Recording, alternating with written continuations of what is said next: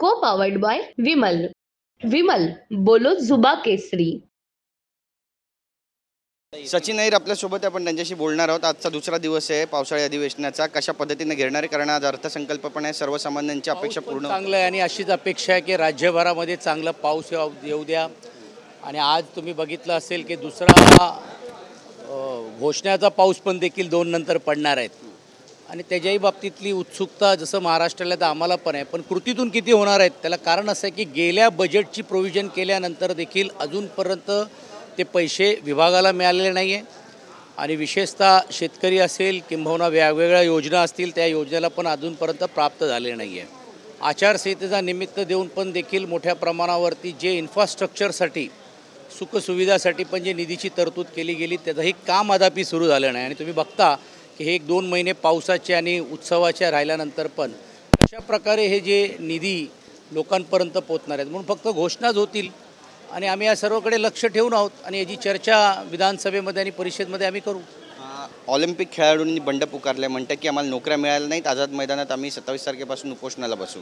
कालच त्यांच्यातल्या लोकांनी काही मेडल्स पण परत करण्याची भूमिका घेतलेली आहे. जे एक्स झालेली लोक आहेत त्यांचा असाच दावा होता की फक्त घोषणा होते, मानधन दिलं जातो, फोटो सेशन होतात, पण मात्र कृतीतून एकही त्याची ती अंमलबजावणी होत नाही. आणि म्हणून त्यांच्यातली जी चिंता त्यांच्या मनामध्ये आहे आणि एवढ्या सर्व गोष्टी करून पण देखील राज्यासाठी आणि देशासाठी करायचं आणि त्यातून काहीच आमच्या पदरात मिळत नाही ही खंत त्यांची आहे.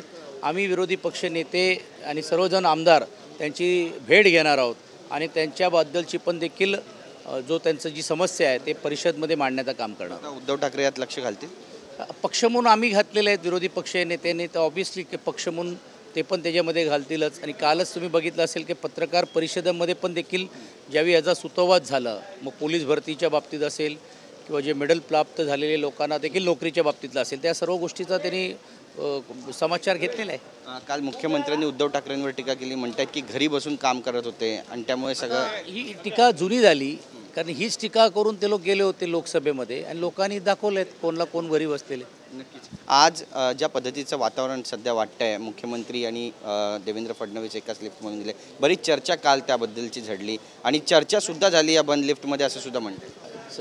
किती सेकंड होते ह्यालाही महत्त्व आहे की ग्राउंड ते दुसऱ्या मळ्यावरती अशा काही चर्चा होत नाही. पण आपण बघितलं असेल की महाराष्ट्रातली ही संस्कृती असते की विरोधक कितीही देखील असेल, कितीही भूमिका असते तरी देखील ज्यावेळी एकमेकांना आपण भेटतो तर आपण स्वाभाविक आहेत नमस्कार करतो. आणि त्यावेळी त्यांनाही घाई होती, कारण 3 मिनटं राहिले होते विधान परिषदला पोचायला आणि राष्ट्रगीत सुरू व्हायच्या अगोदर आपण पोचलं पाहिजे. तीच भूमिका देवेंद्रची होती. ह्यांना पुढे पाठवलं तर परत तुम्ही सांगितलं असेल की बघा लिफ्टमध्ये घेतलं नाही आणि आम्ही गेलो असतो आणि मग त्याच्यात मग ते आले नसते तर असंही झालं असतं. तर मला असं वाटत नाही त्यात काही अर्थ. आणि त्याच्यानंतर पत्रकार परिषदेमध्ये त्यांनी स्पष्ट केलेलं आहे या सर्व गोष्टी.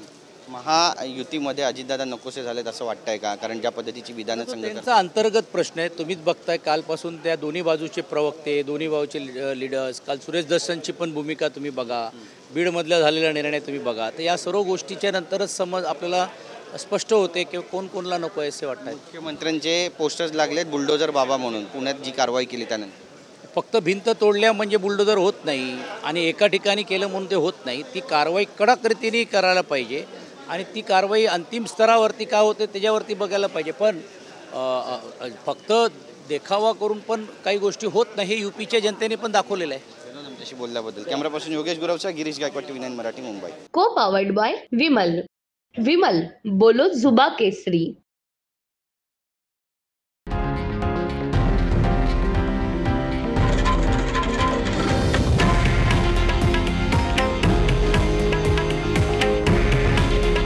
हे आहे देशातील नंबर 1 न्यूज नेटवर्क आणि आपण पाहत आहात TV 9 मराठी.